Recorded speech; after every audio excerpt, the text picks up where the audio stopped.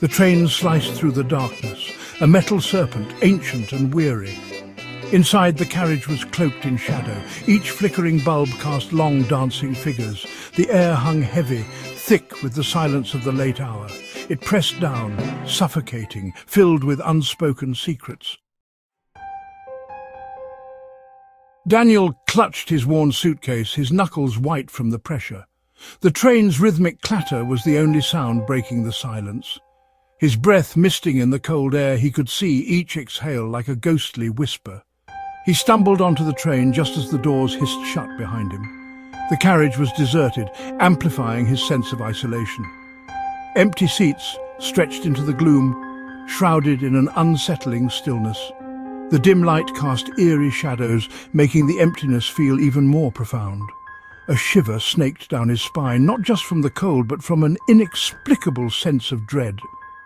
He chose a seat near the middle, sinking into the worn velvet. The fabric was threadbare, a testament to countless journeys taken by countless passengers.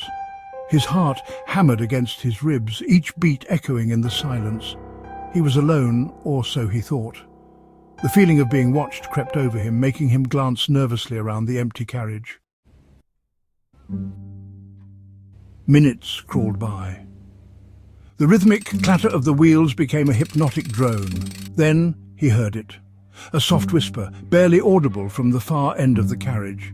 His head snapped up, searching the shadows. There, in the dim light, he saw her.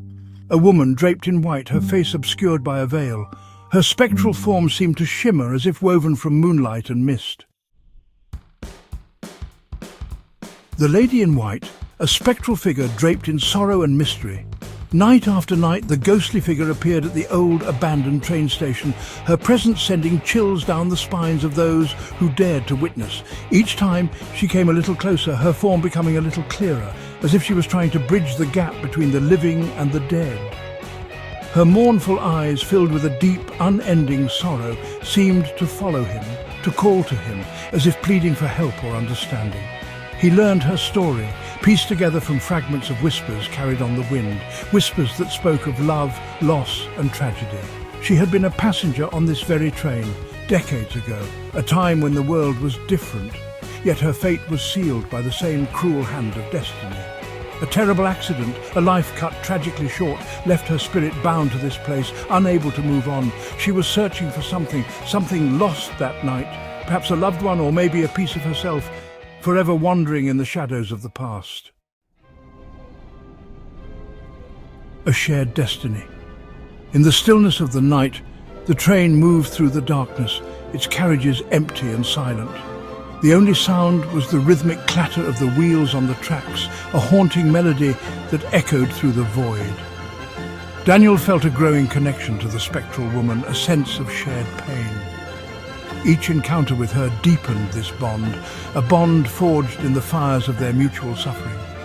He couldn't explain it, but he knew that their fates were intertwined. He saw the reflection of his own grief in her sorrowful eyes. Those eyes, filled with an endless ocean of sorrow, mirrored his own heartache. It was as if they were two sides of the same coin, forever linked by their shared anguish. The loss of his wife taken too soon, mirrored in the ghost's tragic fate. Her story, though shrouded in mystery, resonated with his own. The pain of losing a loved one, the emptiness that followed, was a burden they both carried. Then came the night she spoke his name, her voice a mournful echo. It was a sound that sent chills down his spine, a voice that seemed to come from the depths of his own soul. "Daniel," she whispered, her tone filled with a sorrow that matched his own. "Daniel," she whispered, "we are bound together, you and I." Her words hung in the air, heavy with meaning. It was a revelation that shook him to his core, a truth that he had always felt but never fully understood. He reached for her, a cold hand brushing his. Then he saw it. The touch was both real and unreal, a connection that transcended the physical world. It was a moment of clarity, a moment when everything became clear. The reflection in the train window. It was a sight that took his breath away, a vision that revealed the truth he had been blind to. The ghostly figure in the window was not just a spectre, it was a part of him. He wasn't reaching out to her, he was reaching out to himself. The realization hit him like a tidal wave, a truth that he could no longer deny. He was the ghost, a lost soul searching for redemption. He was reaching out to himself. He was the ghost.